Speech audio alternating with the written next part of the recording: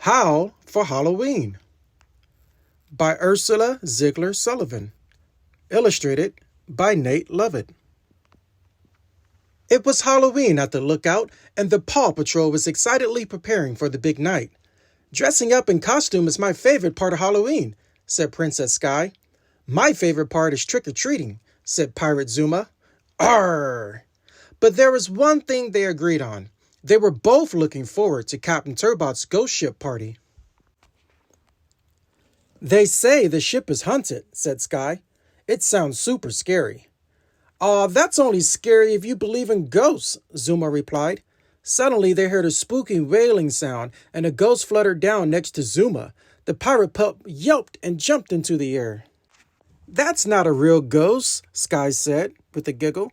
"That's just Chase hanging a decoration." "Told you there's no such thing as ghosts," Zuma said, though he was shaking. Outside the lookout, Rocky, Marshall, and Rebel have found a huge pumpkin to carve. Rocky cut the top with his super jack-o'-lantern scooper, and Marshall tried to pull it off. He tugged and tugged until it popped off the pumpkin and landed on Rebel's head. "This goo in my dew makes me blue," said Rebel with a chuckle.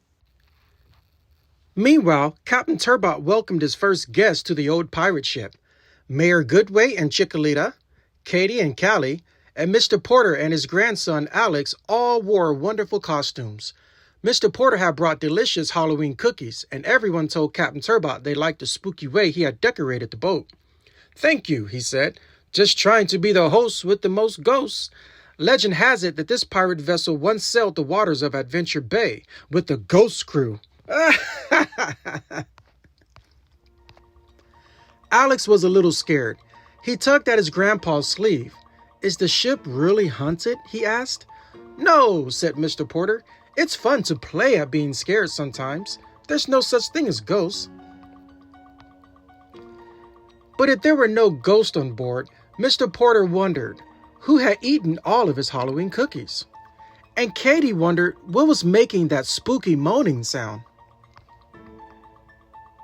Later, while Callie was chasing a pesky seagull around the ship, she accidentally pulled on a rope that raised the sail. Mayor Goodway was spooked. "Why is that sail going up on its own?" she asked. Then the ship started to move. As the boat sailed away, the gangplank collapsed and Captain Turbot fell into the water. The pirate ship was headed out to sea with no one at the helm. "I seem to have misplaced my glasses in the ocean," Captain Turbot said, rushing to climb back on board. But without his glasses, he couldn't steer the boat. This was a job for the Paw Patrol. Mr. Porter called for help, and Ryder assembled the team. "Strange things are happening at Captain Turbot's Halloween party," he said. "Zuma, I need you and your hovercraft to catch up with the runaway ship." "Let's dive in," barked the pirate pup. "Sky, I need you and your helicopter to help slow down the ship," Ryder added. "And Marshall, I need you to ride in Sky's harness to help lower the sails." The team was ready for a rough rescue. Ryder and Zuma raced across the water as Sky zoomed through the air carrying Marshall. When they reached the pirate ship, Sky slowed down and Marshall swung into the crow's nest. Everyone cheered when Marshall lowered the sails. At the same time, Ryder and Zuma raced alongside the ship. Ryder climbed out of his ATV and onto a ladder. But when Zuma jumped, he missed and splashed into the sea. Luckily, he had propellers on his pup pack.